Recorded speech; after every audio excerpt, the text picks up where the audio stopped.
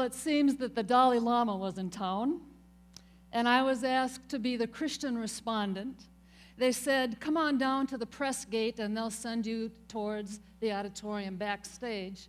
When I arrived, nobody quite knew where that was, but eventually somebody said, go down this hall, take a left, go down that hall, take a right, go down another hall and up the stairs. You got it? Yes, I have it. So off I went. And as I emerged up those set of stairs, I really hoped I was going to see the backstage. And instead, it was this huge, long, white, high-ceilinged hallway with no sign of a human being anywhere except for the one woman down at the end, very blonde, in sort of traditional Nepal clothing, texting. I straightened my clerical collar and my black jacket, and I approached her and I said, is this where I belong? She looked up and tilted her head and said, wherever you are, that's where you belong.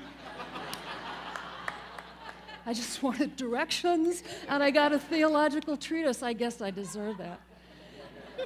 I said, where's backstage? She said, down the hall, take a left. So I went in and I met my other respondents, and then they brought in His Holiness and whisked us off to the stage. I was going to be mic'd first, and so after I was done, I had a moment to watch all the others being mic'd, and I thought, holy mackerel, these guys are good. These are really theologically articulate folks. And a little voice in my head said, I don't belong here. And then another voice that had this Nepal clothing on it said, you belong wherever you are. The Dalai Lama and the group talked a lot that day about belonging in a very different sort of way, about the way we need to open up our identities, spit forth all those places that we've been pushed into, break out and claim a new identity of belonging. I thought about that for a long time that day. I want to share with you one of the stories of my belonging. It was 1955. I was 7 years old. You can do the math. My family moved from Iowa to rural Minnesota. It took us a while to get settled in, but after we did, they wanted to join a church. Good Protestants that they were. They looked around. There was a Roman Catholic church, a Missouri Synod Lutheran church, but while they were thinking about it, this pastor from the little Moravian community church came calling with an apple pie, and my father was captured. He invited him in to the church and said, we've got a great choir. Why don't you sing with us? My dad's still singing 57 some years later. That fall, we joined the congregation, and it was the famous fall potluck. You remember the kind when after church all the kids run downstairs and get in line first and take only the food that they want, no vegetables, 3 desserts. Slam it all down, and we're done before any of the adults get through the line at all. And then what happens? The kids go exploring the church. My new friend Janie said, come on, I want to show you something really fun. So upstairs we went, through the narthex, opened the doors into the sanctuary where there is this long, old, scrubby, burgundy carpet, goes all the way up into the chancel and spreads out. But underneath the pews, there's no carpet. There's this gray and pink linoleum. She said, come on down here with me. So we crawl under the pews, and she says, if you hold on just right and push yourself, you can slide 2 or 3 or 4 pews worth. I'm getting the hang of this. When my mother walks in the back of the sanctuary, and from the front of the sanctuary comes the pastor's wife. Now, I see this in slow motion because they're going to meet right at the pew under which Janie and I are cowering. My mother looks tense. Mrs. Franke looks very serious, very stern.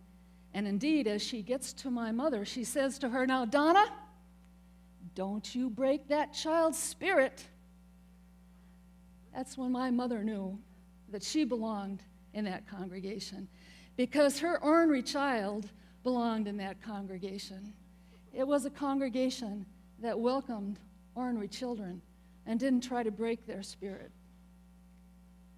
especially ornery girl children. Girls weren't supposed to be so ornery. We certainly weren't supposed to slide under pews, but Mrs. Franke said it's all right.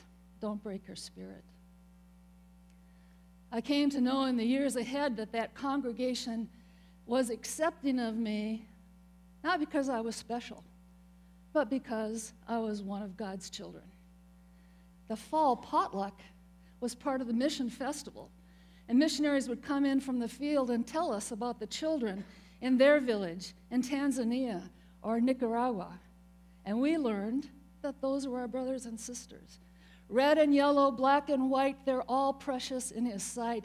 That's what we learned, that my little circle that received this ornery girl child also understood itself to be part of a much larger circle.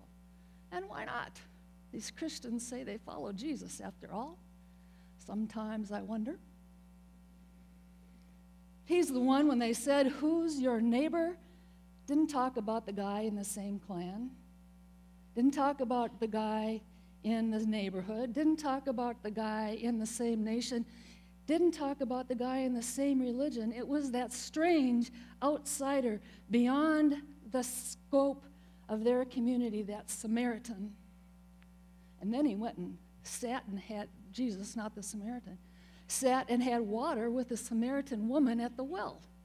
My goodness, this was not okay. Busting through stereotypes of belonging left and right here.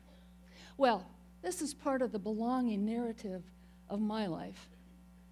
And a few years ago, when I was interviewed, the interviewee asked me, what's the most important icon, social icon of your life? Oh, I thought about that for a long time. This is the icon I came up with. The Earth rising, that picture taken from the moon, really stunned me. I hope it stunned the whole culture. It was a new view of the world, and it was a new world view. For the first time, we could see clearly the unity of our planet, the singularity of this planet, even in all of its incredible diversity and complexity, is one place. I began to hear some of those old church songs a little differently. He's got the whole world in his hand. I mean, the whole world. Does everybody get that? It's the whole world He's got in His hand. I began to think that one of the main messages of the first chapter of the first book of the Bible is that God creates human like a God, a reflection of God. God creates those humans out of the one creation.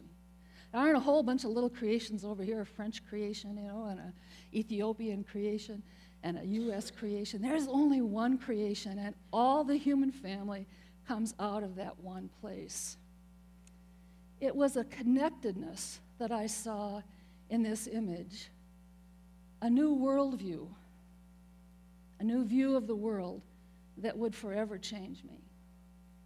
Now, many of us have that sense of connection. I know my friend in Chiang Mai responds to my Facebook posts more quickly than the woman across the street. And the markets respond to what happens in Greece at least as quickly, sometimes more quickly, than when the hail damages the crops in Iowa. But I'm not just talking about that electronic connection. I'm talking about the given physicalness of the oneness of our planet home. Our DNA tells us that there is much more about us that is alike than is different. We share the same DNA. We are from the same place.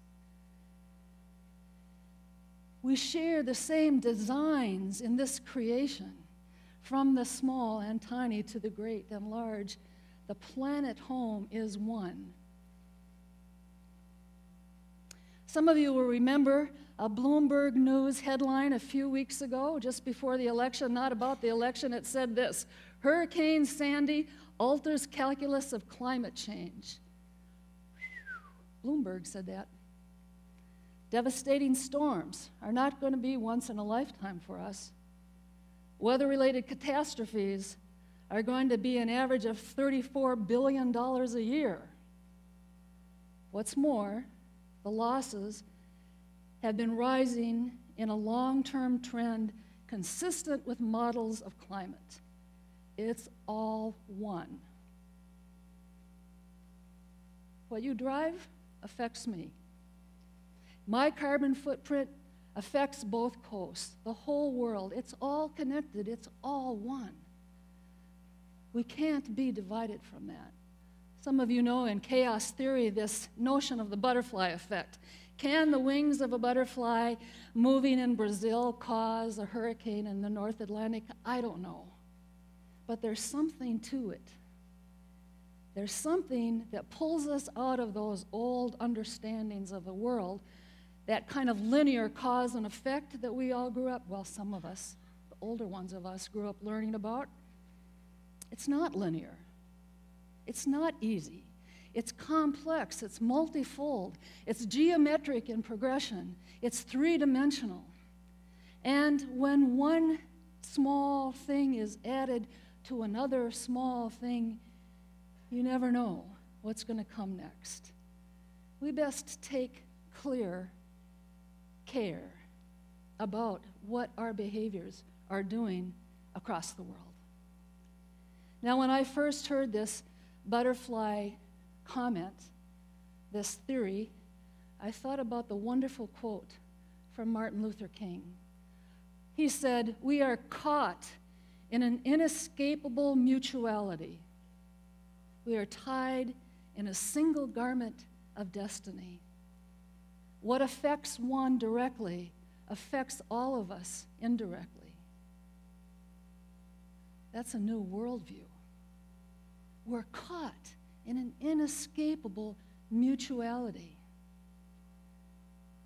In the days to come, we're going to have to struggle with our culture, have to look at the cultural assumptions that are with us. We're going to need to proclaim and claim that oneness that's around us. We're going to have to fight those cultural assumptions like the falsehood of individual effect. Yep, I did it all by myself. Right. The falsehood that we have unlimited choices. The idolatry of individualism. Our tendency to be consumers and not to understand ourselves as co-producers of the future coming towards us. A culture of expertiseism, where no one is lifted up or rewarded to lead for the whole. We're going to need new leaders who know how to lead for the whole and bring the silos together. It's a difficult time that we're in, but I'm not without hope. We've seen the oneness. We've seen the inherent unity that's there. We've seen that there's only one place. There's only one home. There is no there. There's only here. There is no them. There's only us. And more people are seeing that worldview, claiming that worldview, and ready to lead with that worldview. There is an inherent oneness. And that worldview is coming at us. And if we will welcome it, we can also welcome the hope that says we can do better than we've done. We welcome that worldview, and we welcome a hope that says we can heal our world. It can be done. There's hope about that. Poet and farmer Wendell Berry says, "The divine love summons the world to wholeness." I want to be part of that. An inherent oneness. And if you're born on this planet, you're related to everybody else who's born on this planet, like it or not, like families that we've grown up with. We're related whether we like each other or not. We don't have a choice about that.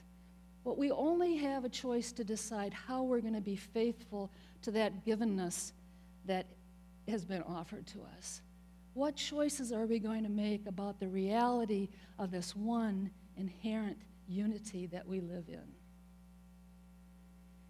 as we welcome that worldview coming at us, we can welcome the hope that we can make a difference, that we can heal this world together, if only we will fess up to the reality of the oneness that we are in the midst of. The biblical Hebrew term tikkun olam means repairing the world. It can be done. It must be done. And it will be done if we will join together and claim that my understanding of myself, my identity has as its center knowing that I belong to the whole. I belong to the one. I belong to the one future that we share together. Tikkun olam.